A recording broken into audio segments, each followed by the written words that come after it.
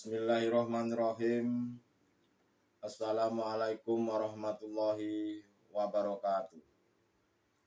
Alhamdulillahirabbil alamin. Wa bihi nasta'inu ala umurid dunya waddin. Wassalatu wassalamu ala asrofil anbiya wal mursalin wa ala alihi washabihi ajmain. Qala Allah ta'ala fi kitabil karim. A'udzu billahi minasyaitonir rajim. Bismillahirrahmanirrahim. Waskurisma rabbika bukrata wa asila wa minal laili fajud lahu wasabbihu lailan tawilan. Shadaqallahul adzim. Amma ba'du. Saudara-saudariku jamaah rahimakumullah dimanapun Anda berada. Pada kesempatan kali ini kami akan menyampaikan sebuah bimbingan kerohanian, mengajak hati untuk mengesahkan Tuhan. Semoga Anda semuanya dalam keadaan sehat walafiat, dalam keadaan sehat jasmani, lebih-lebih dalam keadaan sehat rohaninya. Semoga apa yang akan kami sampaikan menjadikan sebuah ilmu yang benar-benar bermanfaat dan menjadikan keimanan serta ketakwaan kita terhadap Allah Subhanahu wa taala semakin bertambah, semakin meningkat dan semakin meningkat. Cara membebaskan kotorannya hati. Cara membersihkan kotorannya hati pada diri kita. Itulah garis besar tema yang akan kami sampaikan. Semoga dapat dimengerti dan dipahaminya. Dengan banyaknya kotoran-kotoran hati ini, dengan banyaknya kotoran-kotoran yang ada di dalam hati kita, itu akan mengakibatkan sebuah penyakit. Dan adanya sebuah penyakit yang kita bawa atau kita alami, itu akan menjadikan sebuah jiwa seseorang menjadi sangat terpuruk atau mengalami keterpurukan. Keterpurukan mental untuk menghadapi segala sesuatu, untuk menghadapi segala situasi di dalam kehidupan kita ini. Kita merasa tidak nyaman, kita merasa tidak tentram, kita merasa selalu gelisah ataupun merasa selalu kekurangan. Itulah sebetulnya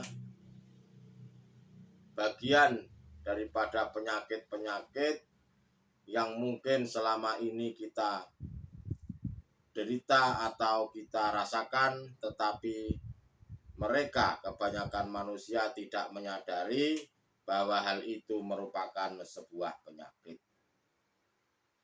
Manakala penyakit hati ini tidak bisa disembuhkan atau tidak mau disembuhkan, secara otomatis penyakit itu akan menjadi kronis, sulit disembuhkan, bahkan akan melekat selalu di dalam hatinya. Dalam arti, jika penyakit itu tidak disembuhkan segera dan penyakit itu engkau bawa sampai mati, maka penyakit itulah yang akan menyiksa dirimu, baik di dunia, lebih-lebih di dalam akhiratnya. Berhubung kita ini memiliki penyakit, atau kebanyakan manusia ini memiliki penyakit, hatinya itu menjadi jelek dan hatinya selalu menjadi budaknya hawa nafsu. Walaupun dikatakan kita ini seorang ahli ibadah, menurut pandangan manusia, mereka rajin, tidak pulang-pulang dari tempat ibadah. Bahkan sholat tahajudnya setiap malam tidak pernah putus-putus. Manakala penyakit itu belum disembuhkan, belum diangkat di dalam hatinya, walaupun kita digolongkan ahli ibadah menurut pandangan manusia, maka itu termasuk masih mengikuti budaknya hawa nafsu. Saudara-saudariku jamaah rahimakumullah dimanapun Anda berada. Lalu bagaimana caranya untuk membersihkan kotoran-kotoran hati tersebut? Supaya hati kita ini tidak mendapatkan konspirasi dari hawa nafsu, tidak mendapatkan sebuah bisikan-bisikan atau ajakan-ajakan dari iblis secara syariatnya. Agar tidak menjadi budaknya hawa nafsu atau tidak menjadikan nafsu itu sebagai imam untuk menjadi hati bersih dan kuat dalam menghadapi situasi dan kondisi apapun. Hati Anda harus segera dibersihkan. Penyakit harus segera diangkat dan dilenyapkan. Karena setiap manusia itu pasti akan mengalami atau menghadapi sesuatu sifat basariyah. Di mana sifat basariyah ini di dalamnya penuh dengan kepentingan-kepentingan hawa nafsu. Dan dalam sifat basariyah ini di dalamnya penuh dengan bujuk rayunya iblis. Seperti halnya hal ini pun pernah terjadi di dalam sejarah baginda Nabiullah Adam alaihissalam. Beliau diusir dari surga menuju ke dunia yang fana ini. Dan pada waktu beliau diusir dari surga menuju ke dunia, pada waktu sebelum ke dunia ini, beliau tatkala berada di surga, oleh Allah Subhanahu wa ta'ala mau minta apapun, itu akan dikabulkan oleh Allah. Dan pasti dikabulkan oleh Allah. Pada waktu Nabiullah Adam alaihissalam di surga. Tetapi ketika saat di dunia, Nabiullah Adam alaihissalam ini selalu mendapatkan kesulitan-kesulitan di dalam kehidupannya. Seperti halnya terjadi terhadap kita juga ini. Bahwasanya di dunia ini kita juga dihadapkan berbagai macam-macam kesulitan. Berbagai macam kepentingan-kepentingan di mana hati ini atau kita ini harus selalu bekerja. Mau makan saja perlu bekerja. Mau tidur enak saja perlu bangun rumah. Mau nyantai saja harus kita memiliki banyak harta dan lain-lain sebagainya itu. Kita selalu dihadapkan kesulitan-kesulitan tatkala kita masih hidup di dunia.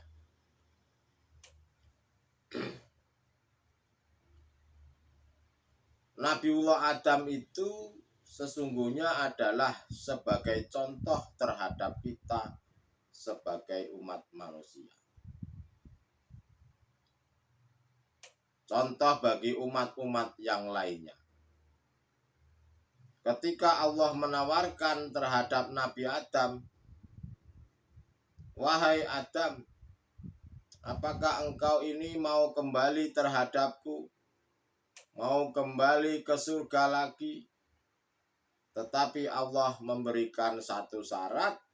Syaratnya adalah fatalaqa Adamu min rabbi kalimatin fatabah alaih. Adam, engkau harus mau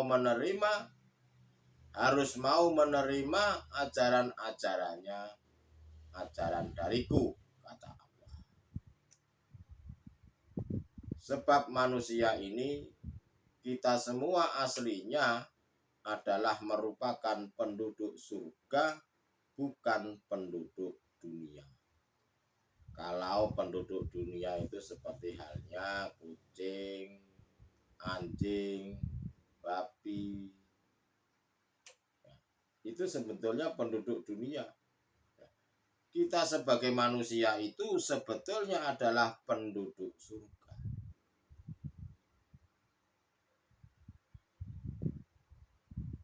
Saudara-saudariku dimanapun Anda berada. Lalu bagaimana kita ini agar bisa kembali ke surga? Agar kita ini kembali di dalam sebuah kedamaian, kembali kepada Allah Subhanahu wa Ta'ala. Dan untuk bisa kembali di dalam surga,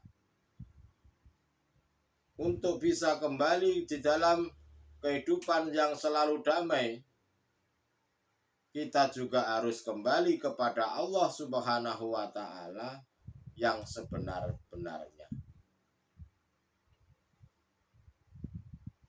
Bagaimana caranya? Caranya untuk bisa kembali kepada Allah, kembali ke dalam kedamaian atau surga, kita tentu harus bisa membersihkan kotoran-kotorannya hati. Kalau kotoran-kotoran jasad jasmania ini cukup dengan mengambil air wudhu, membersihkan kotoran badan. Tetapi yang terpenting bukan hanya sekedar itu, tetapi yang terpenting adalah membersihkan kotorannya hati. Kalau hatimu sudah bersih, sudah dikatakan suci, maka engkau akan mengalami sebuah kedamaian atau ketentraman yang dikatakan adalah kembali ke surga. Lalu bagaimana caranya kita ini agar bisa membersihkan kotoran-kotoran hati itu? Langkah yang pertama yang harus Anda tempuh yaitu Anda harus mau menerima ajaran-ajaran hakikat menuju makrifat. Karena hanya lewat ajaran-ajaran hakikat menuju makrifatlah, hanya dengan ajaran-ajaran mengesahkan Tuhanlah, hatimu bisa bersih dan bisa kembali ke surga layaknya beliau Nabiullah Adam alaihissalam. Bisa kembali kepada Allah Subhanahu wa Ta'ala yang sebenar-benarnya. Innalillahi wa inna ilaihi rajiun. Sesungguhnya kita ini berasal dari Allah dan akan kembali kepada Allah. Tetapi kebanyakan manusia mengucapkan innalillahi wa inna ilaihi rajiun itu hanya mereka mendengarkan saudara-saudara kita yang meninggal dunia terlebih dahulu. Padahal untuk kembali wa inna ilaihi rajiun itu sebetulnya bukan setelah kematian jasad jasmania. Justru dengan kematian jasad jasmania itulah batasan terakhir kita harus kembali kepada Allah. Manakala kita ini belum kembali dan sudah dijemput dengan ajal kematian jasad jasmania ini, jika belum kembali, sudah pasti Anda tidak akan kembali kepada Allah. Yang pasti kembalinya Anda, ruh Anda akan masuk di dalam apa yang Anda pertuhankan selama ini. Yang mungkin terlalu mencintai harta benda, terlalu mencintai anak istri dan pangkat serta jabatannya, ya Anda akan mengalami ke dalam situ. Tidak akan bisa kembali kepada Allah, itu tidak akan bisa. Jadi innalillahi wa inna ilaihi rajiun, dari Allah kembali kepada Allah yang sesungguhnya adalah manakala dirimu belum meninggal dunia. Dan meninggal dunia adalah sebuah batasan terakhir untuk bisa kembali kepada Allah. Karena bertemu Allah itu tidak hanya di akhirat saja. Di akhirat Allah juga seperti itu, di dunia juga Allah seperti itu. Maha Rahman, Maha Rahim. Jadi di dunia ada Allah, di akhirat pun ada Allah. Kenapa harus nunggu nanti? Kita bisa kembali kepada Allah, kenapa harus nunggu nanti? Jika di dunia dirimu belum bisa kembali kepada Allah, maka di akhirat pun sudah pasti tidak akan bisa kembali kepada Allah. Jalannya semakin gelap, semakin buram, semakin gelap gulita. Yang kedua, untuk bisa kembali kepada Allah, Anda harus bisa bertobat, atau Anda harus bertobat secara sebenar-benarnya. Yang saya katakan adalah taubatan nasuha. Saya katakan, jika Anda ini hanya bertahan di syariat saja, duduknya masih di nurul iman saja, dan tidak mau menerima ajaran-ajaran hakikat menuju ma'rifat, Anda mau sampai kapanpun tidak akan pernah berjumpa dengan Allah. Kalaupun sholat sampai mati pun, kalau Anda masih duduk di syariat saja tanpa menggunakan hukum-hukum hakikat menuju ma'rifat, maka tidak akan pernah bisa khusyuk. Dan ibadah seperti itu sebetulnya ibadah yang tidak ada guna dan tidak ada manfaatnya sama sekali. Dan nanti akan ditolak oleh Allah Subhanahu wa Ta'ala jika beribadahnya masih di nurul iman. Saudara-saudariku jamaah rahimakumullah dimanapun Anda berada, karena tidak semua manusia itu mau menerima ajaran hakikat menuju makrifat, itu semuanya tidak, semuanya orang mau. Karena hal ini merupakan pilihan-pilihannya Allah Subhanahu wa Ta'ala sendiri. Siapa manusia pilihan itu? Tanda-tandanya adalah mereka yang mau membuka hatinya, sadar dan menyadari untuk mengamalkan ajaran hakikat menuju makrifat. Kesimpulannya adalah bagaimana cara membersihkan kotoran-kotorannya hati tersebut. Yang harus Anda lakukan pertama adalah carilah guru akhirat. Yang kedua, mempelajari ilmunya serta memahaminya. Lalu yang ketiga, melakukan dengan cara istiqomah. Itulah yang dikatakan bertakwa. Kenapa harus dibersihkan kotoran-kotoran hati ini? Karena agar hati panjenengan tidak kena konspirasi kepentingan-kepentingan hawa nafsu. Kalau di dalam bahasa syariat, kenapa sih harus dibersihkan kotoran-kotoran hati?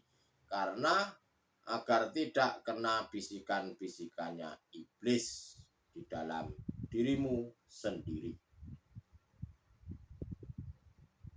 Apa yang saya lakukan? Yang saya lakukan adalah Anda harus selalu berzikir pada Allah.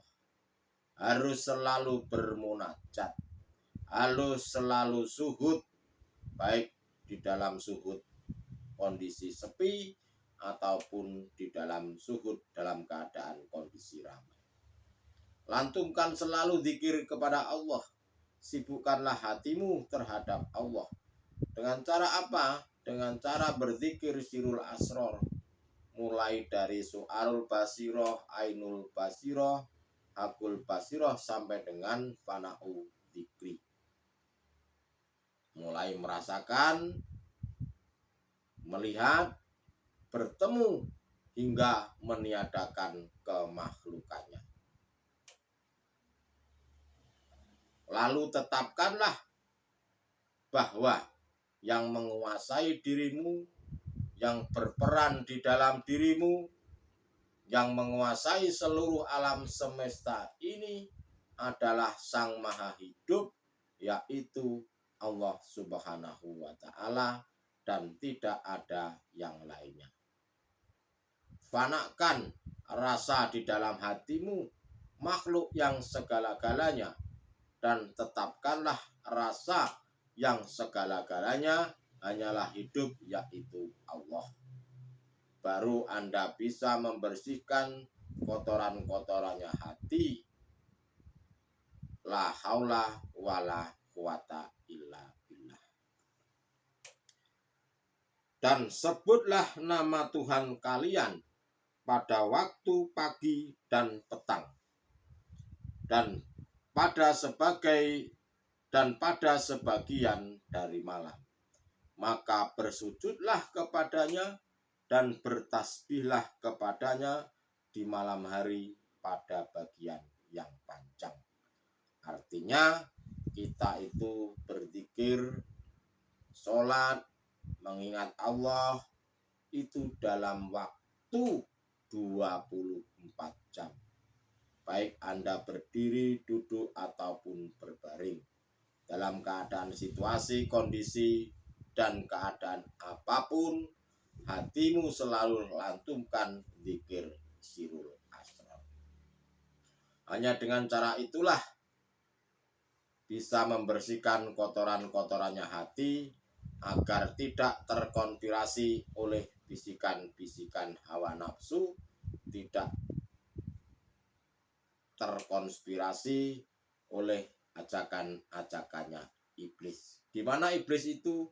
Ya, iblis itu sebetulnya yang ada di dalam hatimu, yang mengajak melupakan Allah. Semoga bermanfaat apa yang kami sampaikan, dan semoga apa yang kami sampaikan ini betul-betul menjadi ilmu pengetahuan dan menjadikan ilmu untuk anak cucu kita kelak nanti. Terima kasih. Akhirul kalam. Wabila taufik wal hidayah. Wassalamualaikum warahmatullahi wabarakatuh.